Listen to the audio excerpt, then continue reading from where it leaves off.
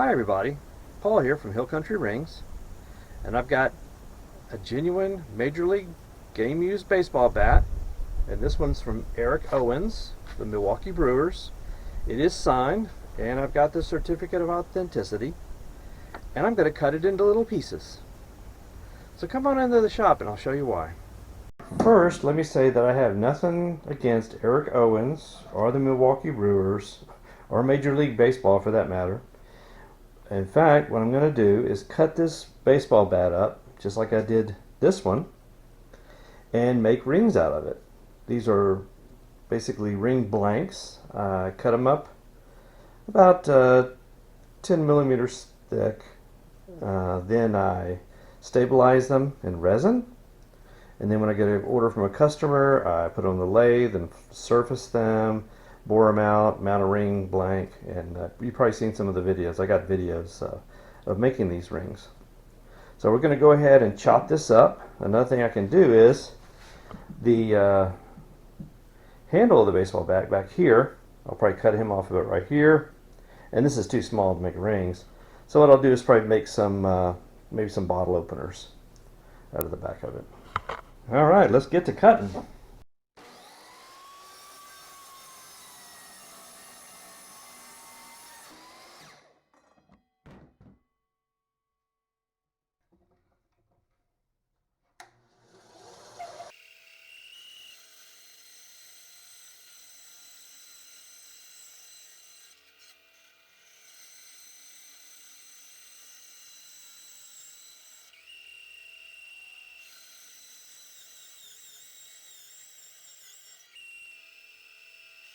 So here's that baseball bat deconstructed. I've got a couple pieces I can make some bottle openers out of.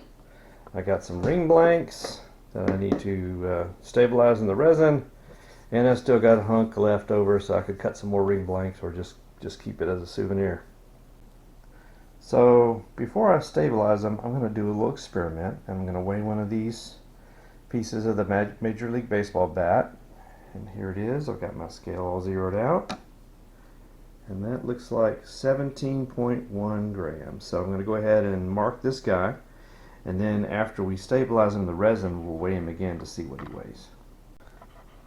So let's get our wood into the resin.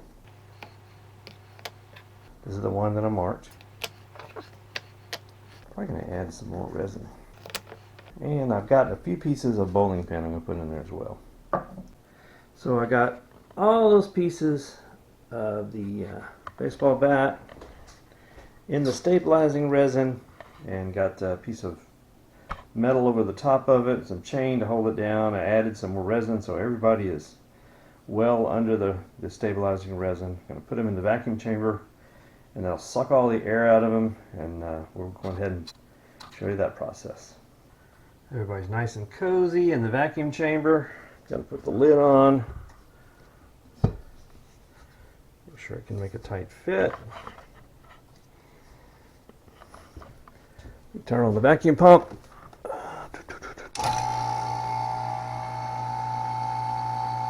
Close the valve. And that sucks the vacuum. And you can see how it's bubbling. That's the air coming out of the wood. And we just let this go for about maybe an hour or so, hour or two.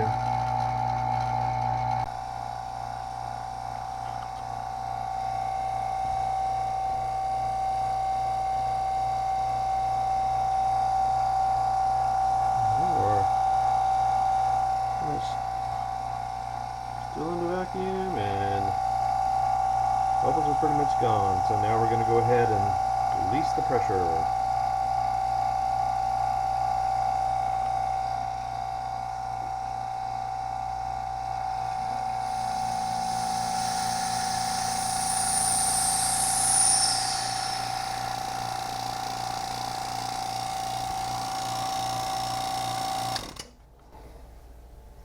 All right, now we just let it sit, and the cactus juice, the resin, will flow back into the wood, take the place of all that air that came out. So we let it sit for about twice as many hours as we had it under vacuum. So here's the wooden blanks, and I'm going to put them out. This little cookie sheet, like cookies. And one of the first things you can tell that something's different is that they don't float anymore in the resin. They sink because they've absorbed so much resin. So I'll go ahead and lay them out. So I've got a little toaster oven that I use just for this. You can't use it for food anymore because that would not be good. So go ahead and put them in the little toaster oven. Put them about 225. And we're going to let them go for at least 30 minutes.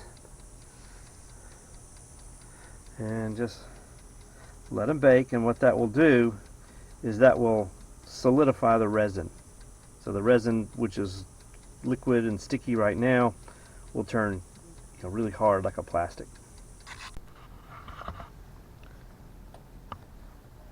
It's time to bring out the cookies. Alright, here they are. Basically just little slabs of wood. One of them cracked right here, but it's better that it does it now. So go ahead and let them cool off. Bring them inside and let them cool off. And then they'll be ready to make rings out of.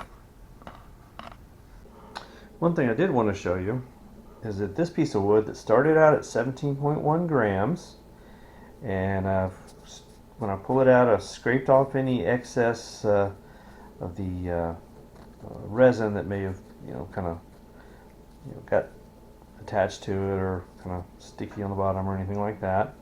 So he has fair comparison now. We're going to check what his weight is now. He was at 17.1. Now he's at 27.4. So he has gained over half his weight now, has been gained in resin that's been sucked into those pores using the vacuum process. So that stabilizes the wood, that makes it more impervious to water, and that makes it easier to turn as well, and makes a better product. So it's worth doing. So thanks for coming to the shop and seeing what I did to this Major League Baseball bat. Don't worry about it, it's going to have a life. Several people are going to enjoy rings made out of this bat, and if you would like a ring made from a Major League Baseball bat, from the wood of an M1 Garand, from the deck of a battleship, I do custom rings. Let me know what you're interested in. I can do the ring that you want and the ring that you'll love, and I'd love to make a ring for you. So check out hillcountryrings.com. Thanks everybody.